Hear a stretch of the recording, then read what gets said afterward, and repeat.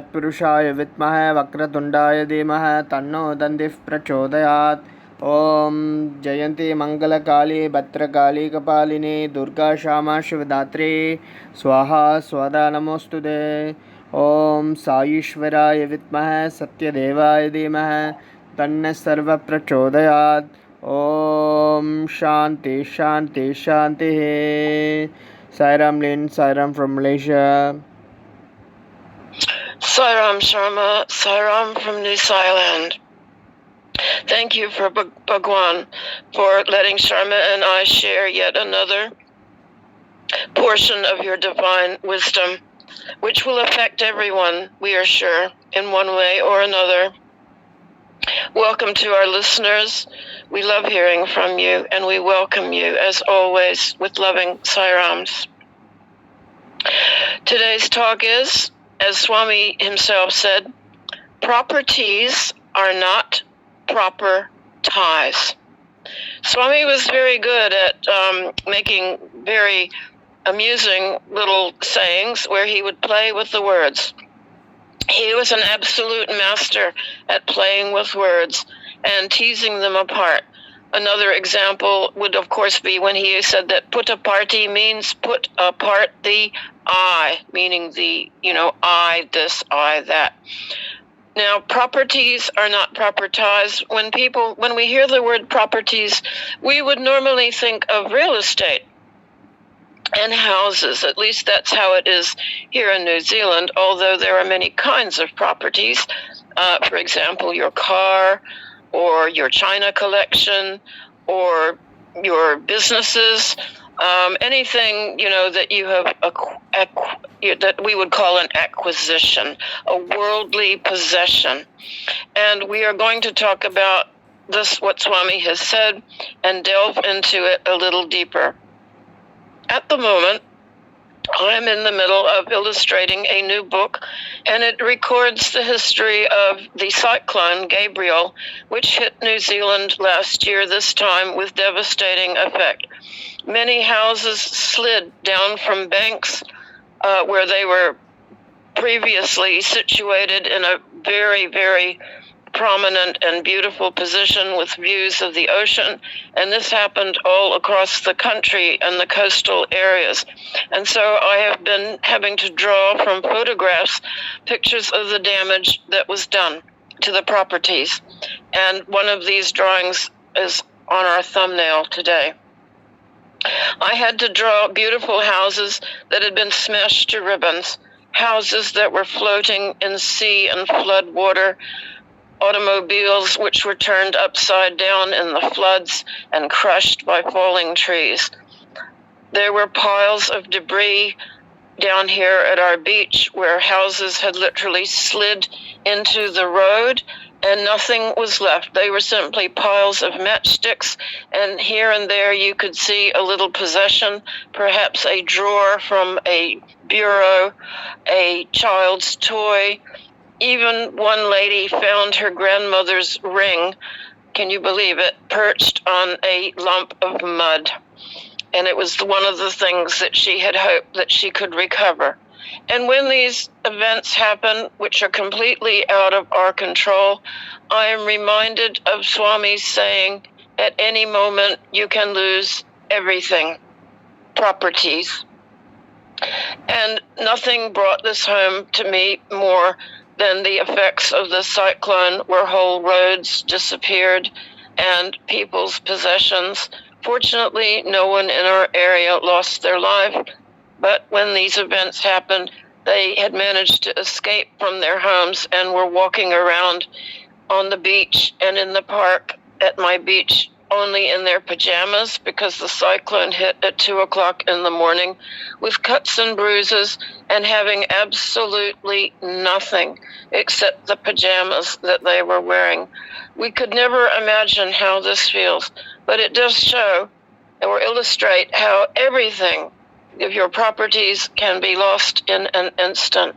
And unfortunately, with the advent of climate change in the world, more and more of this is beginning to happen. Arthur Hillcoat used to say this.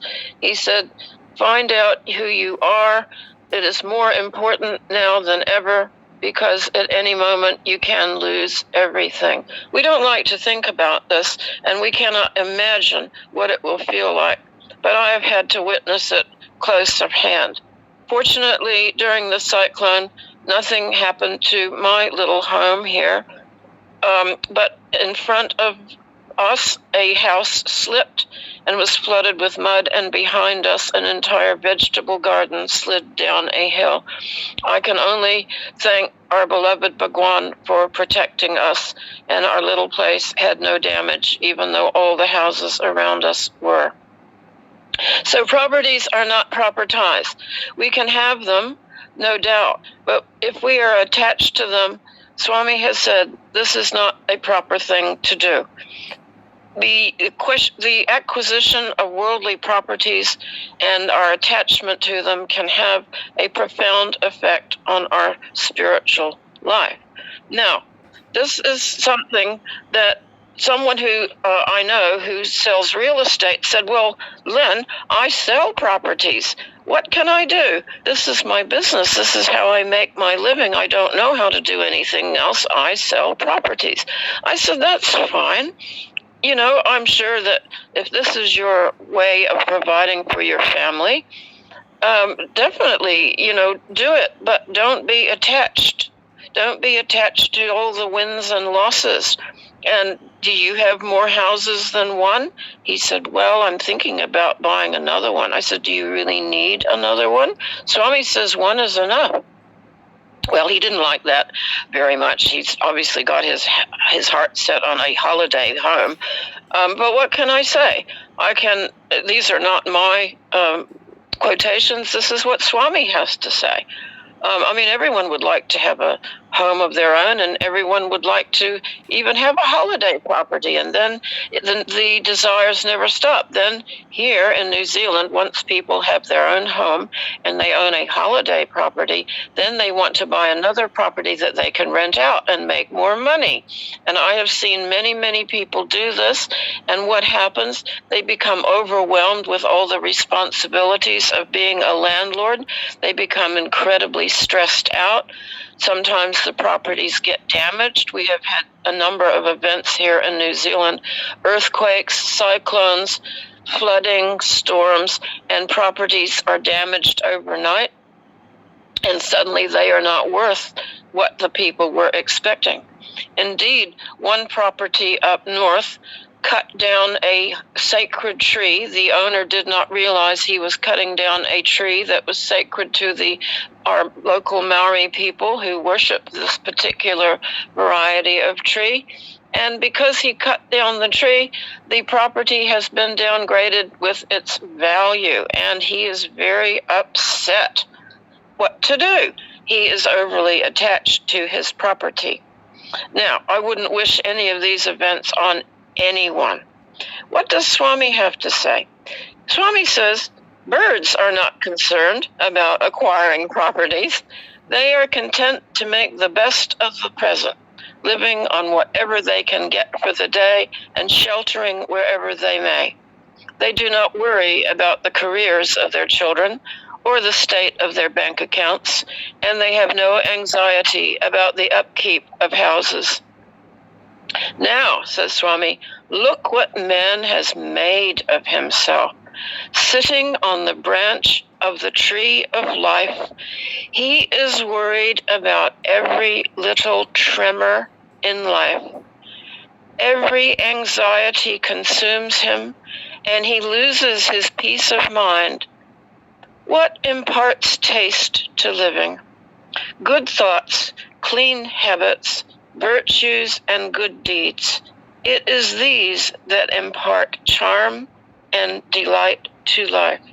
I also remember Swami saying that everywhere you live is only a 5-star hotel at best, and one day you will have to leave it. So do not become attached to where you live. He said to Mother Betty, in this body, in this town of spirit, there is a little house shaped like a lotus. And in that house, there is a little space. You should know what is in there. What is in there? Why is it so important?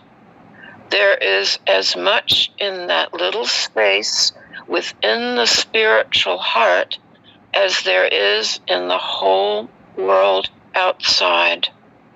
Heaven, earth, fire, wind, sun, moon, lightning, stars, whatever is and whatever is not, everything is there in the spiritual heart. What lies in that space does not decay like a house, nor does it fall when the house falls. That space is the home of spirit. Every desire is there. Self is there. Beyond decay and death, sin and sorrow, hunger and thirst. Learn to access the spiritual heart. That is your only true property. And expand the light within it, said Mata Betty. It is the key to the experience of inner peace and divine love. It is the only love worth having. Enjoy your properties, whatever they are. If you collect china elephants or let's see, what else could you collect? Seashells or feathers or beautiful cars. Enjoy them, but don't be attached to them. There's only one thing you should be attached to, and that is God. Om Shri Sai Ram. Om Shri Sai Ram. Om Tasmat Karunya Bhavena Rakcha Sai Ishvara. Hari Om Tat Sat Shri Sai Ishvara Arpanamastu. Om Shanti Shanti Shanti.